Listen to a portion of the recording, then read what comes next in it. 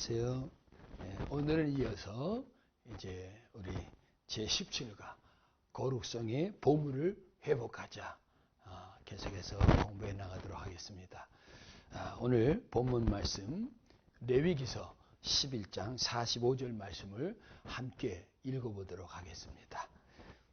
내가 거룩하니 너희도 거룩할지어다 이렇게 말씀하고 있습니다. 그렇습니다. 우리 하나님의 형상인 이 네 번째 특성은 바로 이 거룩입니다. 모든 특성이 다 중요하지만 특별히 그 중에 이 네 번째 특성인 이 거룩성은 정말 너무나 중요한, 이 거룩성이 바탕이 되지 않으면 다른 모든 하나님의 형상 안에 있는 속성들이 제대로 기능을 발휘할 수 없기 때문인 것입니다. 그래서 반드시 이 거룩성이라고 하는 기능만큼은 이제 기초가 돼서 이것이 반드시 회복되어야 될 우리 안에 중요한 이제 기능인 것입니다. 이 거룩성이 빠진 상태에서 만약에 유일성만 강조된다면 아마 우리는 정말 완전한 이기주의자들이 될 것입니다. 또 거룩성이 빠진 상태에서 만약에 다양성만 강조하고 나온다면 우리는 죄악을 용납할 수밖에 없고 나태함을 용납할 수밖에 없고 서로가 서로를 물고 뜯고 하는 가운데 분열될 수밖에 없는 이런 엄청난 이제 부작용을 가져오며 결과 방탕하게 되고 타락으로 갈 수밖에 없는 자리로 떨어지게 될 것입니다. 그래서 인간의 소중한 특성들이 바로 이루어지기 위해서는 이 거룩성은 필연적으로 회복이 되어야 될 기능이다 하는 것입니다. 하나님이 만약 거룩하심이 없다면 어떤 분으로 우리 앞에 나타나게 될까요? 아마 무서운 독재자가 되지 않겠습니까? 또 악한 신이 되지 않겠습니까? 아마 인간은 그 앞에서 두렵고 떨리고 무서워서 아마 살아나기가 어렵게 될 것입니다. 그러나 그분은 거룩함을 가지고 계시기에 그분이 하시는 모든 일들은 아름답다는 것입니다. 선하다는 것입니다. 좋은 것이라는 것입니다. 오늘 이 거룩하신 하나님이 우리 안에도 이 거룩함의 속성을 주셨다는 것은 우리 인간에게 또 얼마나 복된 하나님이 주신 아름다운 기능인가 하는 것을 알 수가 있습니다. 자, 그러면 거룩함을 가지고 살아야 될 오늘 교재의 1번에 보니까 이유가 뭐냐? 우리가 거룩성을 꼭 회복하지 않으면 안 될 필연적인 이유가 있다는 것입니다. 그것은 바로 우리의 삶을 아름답게 만들기 위해서 이 거룩성은 저와 여러분에게 필연적이고 이 거룩성이 회복된 삶을 살아야 마치 집을 지을 때 그 집 안에 내용을 아주 멋있게 잘 꾸며놓는 그 인테리어와 같다는 것입니다. 우리가 거룩성을 회복해야 될 가장 중요한 이유 중에 하나는 우리의 삶을, 특별히 우리의 내면의 삶을 아름답게 행복하게 만드는 중요한 요소가 되기 때문인 것입니다. 유일성, 영원성, 인격성을 회복하여 다양성을 우리가 이제 인정하고 살아간다 할지라도 이 거룩성이 빠져버리면 결국 이 존귀함의 그 본능도 결국은 자기 자신만 존귀하다고 하는 사실을 이제 인정하게, 다른 사람의 존귀함은 인정하지 않는 이런 자리로 떨어지기 때문에 결국 철저한 이기주의 그리고 강한 자들만 이제 살아남게 되는 바로 이런 진화론주의자들의 가치관과 다를 바 없는 자리로 떨어지게 되는 것입니다. 아마 거룩성이 배제된 상태에서의 이 다양성이라고 하는 것은 아마 세상을 더 다양하게 많은 타락성을 가져오고 더 많은 다양한 악한 모습들을 가져올 수밖에 없도록 만드는 결과가 있게 될 것입니다. 지금 세상의 모습이 그렇지 않습니까?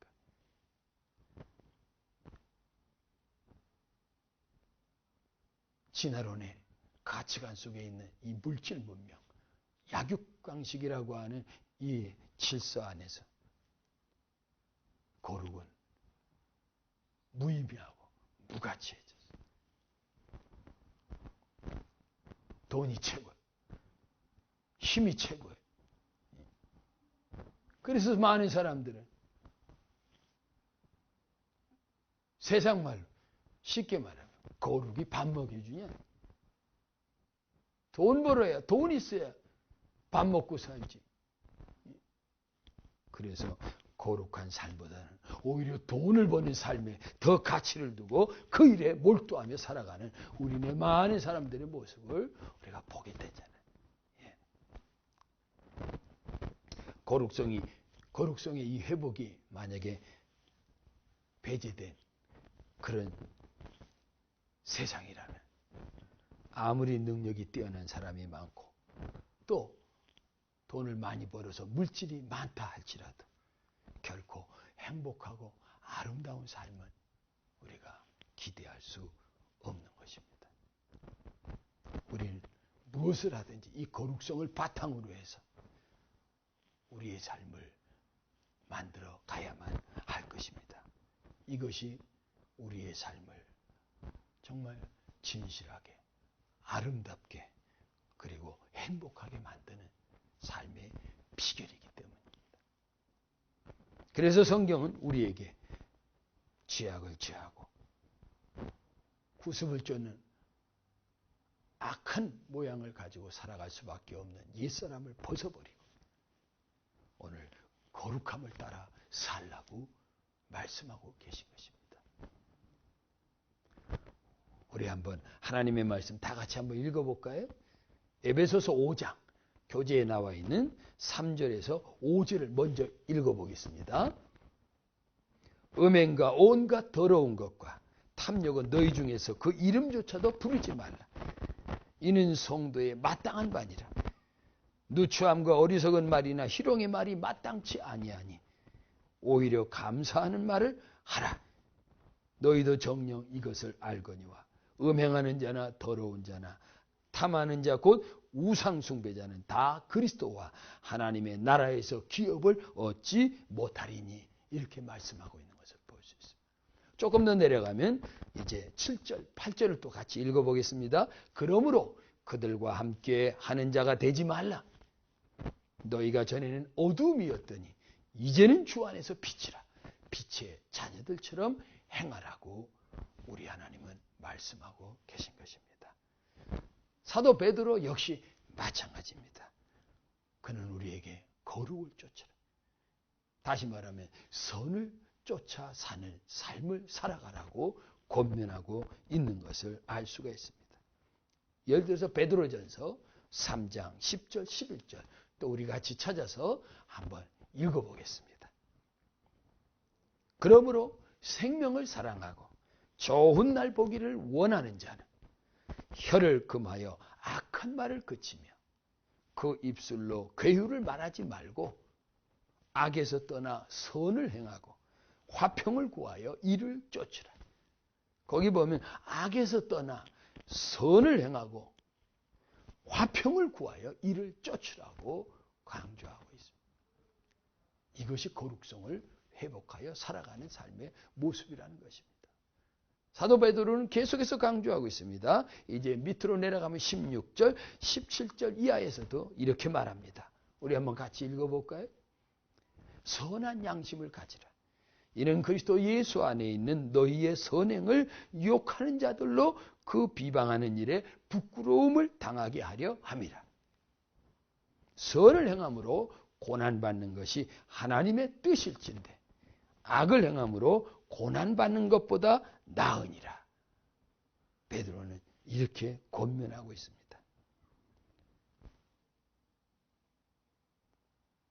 선한 양심을 갖고 선을 행함으로 차라리 고난받는 쪽을 택하는 거룩함의 삶을 하나님 앞에서 살아가라고 강력하게 권면합니다.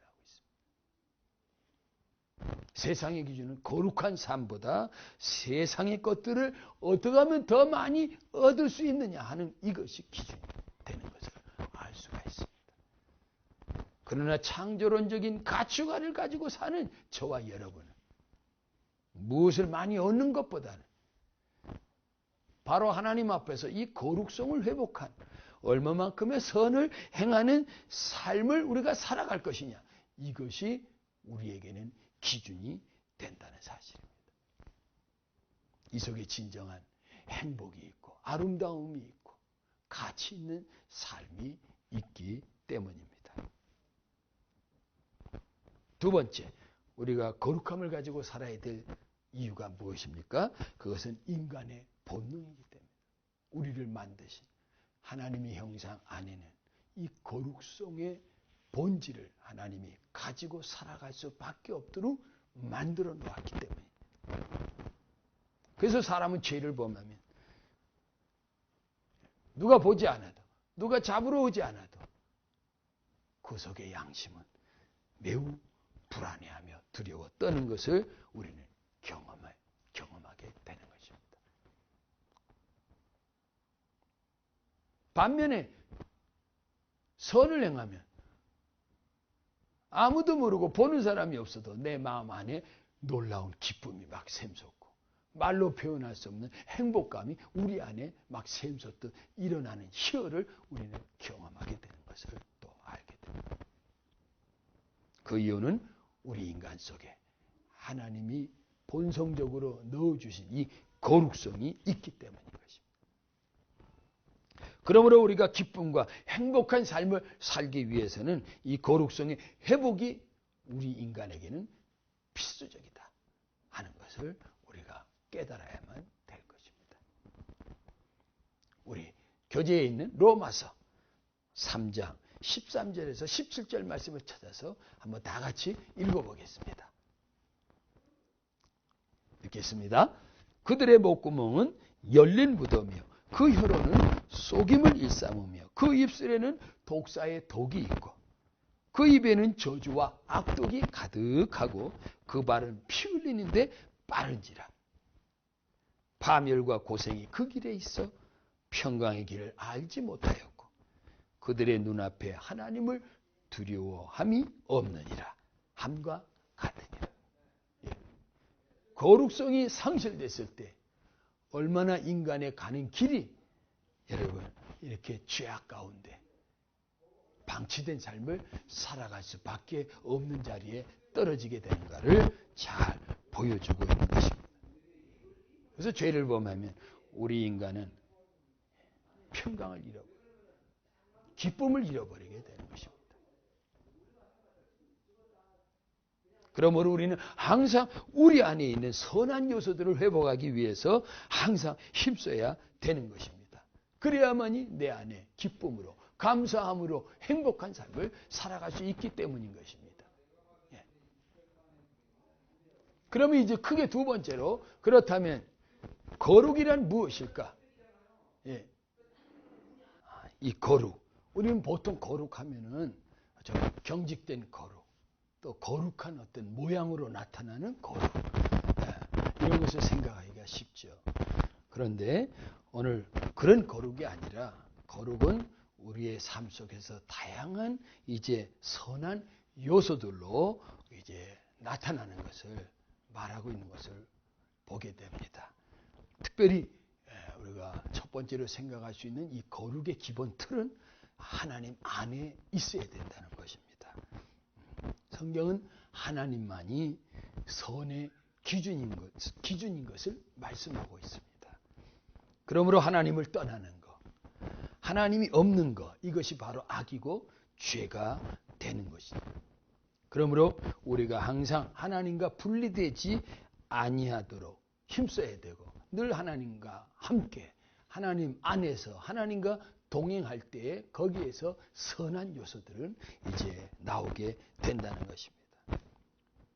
세상이 아무리 어렵다고 하고 아무리 세상이 하나님 없는 가운데 나름대로의 선을 추구했다 할지라도 하나님 없이 한 모든 인간의 선, 의 이런 것들의 추구는 그럼에도 불구하고 죄악 안에서 나올 수밖에 없는 행동이라는 것입니다.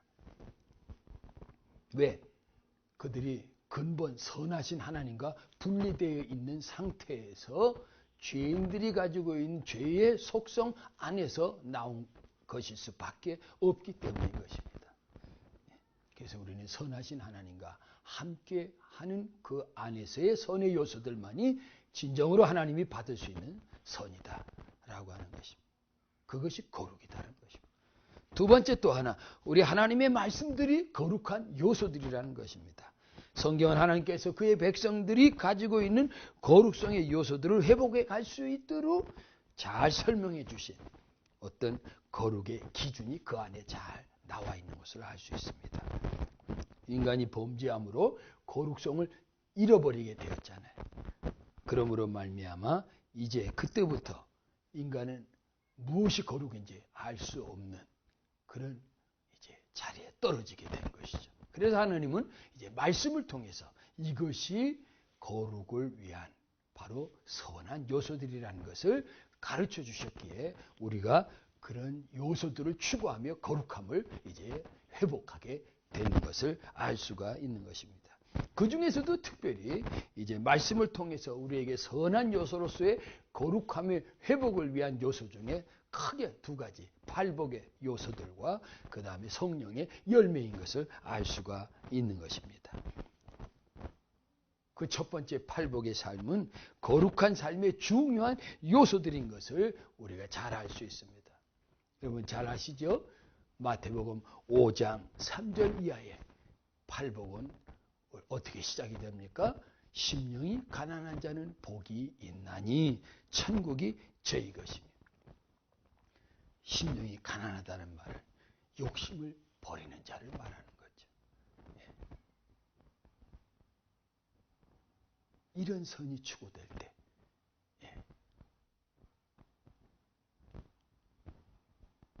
욕심이 잉태한 즉 죄를 낳고 죄가 장성한 즉 사망을 가져온다고 하는 이 욕심이 없는 이 선한 삶의 요소가 바로 모든 선의 기초가 되고 있다는 사실입니다. 네. 욕심이 없는 사람이 가는 그 발걸음과 삶의 흔적에는 항상 아름다운 요소만 남게 되는 것입니다. 두 번째는 애통하는 자는 복이 있나니 우는 자가 복이 있어요. 자신의 허물과 죄뿐만 남의 허물과 죄로 인해서 함께 울 수 있는 회개할 수 있는 요소를 가진 이 사람 바로 거룩함의 요소를 유지해 갈 수 있는 복이 있는 사람. 세 번째 온유한 사람은 복이 있나니 그랬어요. 온유한 선은 온유한 데서 나올 수밖에 없는 거죠. 다음 의에 줄이고 목마른 자, 의를 추구하는 자, 불의와 불법이 난무하는 이런 세상에서 의를 추구하는 이 선한 요소, 이것이 거룩함의 중요한 요소가.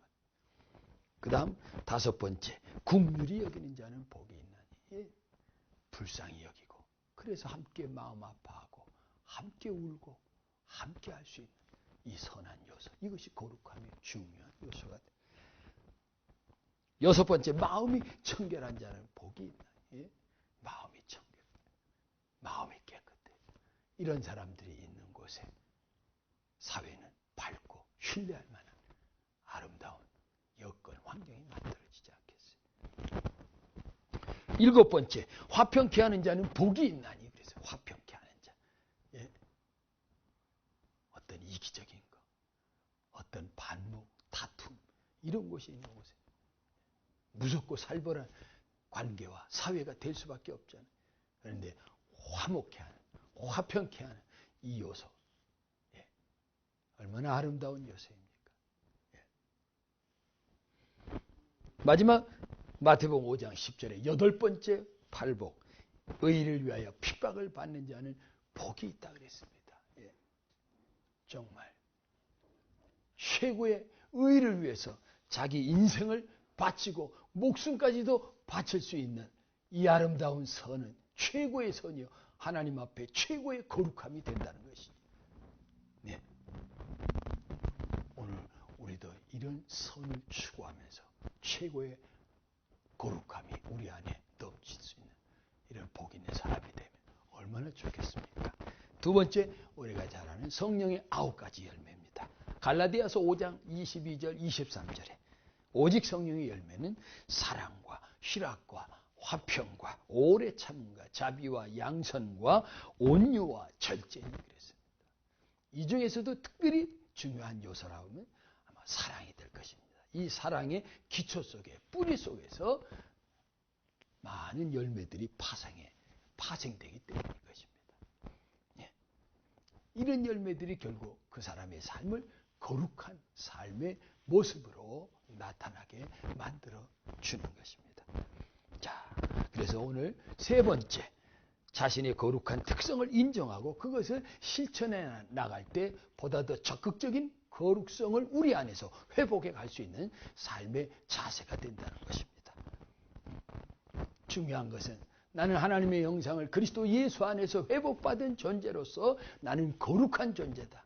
이것을 스스로 인정하고 확신하는 이것이 필요하다는 것입니다. 거기 오늘 교재에 그렇게 써져 있죠? 한번 따라서 해보십시다. 나는 거룩한 사람이다. 나는 온유한 사람이다. 나는 겸손한 사람이다. 본래 나는 사랑이 많은 사람이다. 이렇게 외치면서 본인 자신이 회복된 하나님의 속성인 이 거룩성을 스스로 인정하고 스스로 이것을 외치면서 거룩성이 내 안에서 자발적으로 일어날 수 있도록 오늘 그런 거룩함의 회복이 저와 여러분에게 있기를 바랍니다. 오늘 교재에 보니까 이것을 거울을 보고 자기 자신을 항상 거룩한 존재라고 외치고 또 그렇게 살아갈 수 있는 본인 자신에게 대한 스스로의 결단과 고백을 통해서 그렇게 살아갈 수밖에 없도록 만들어 가라는 것입니다.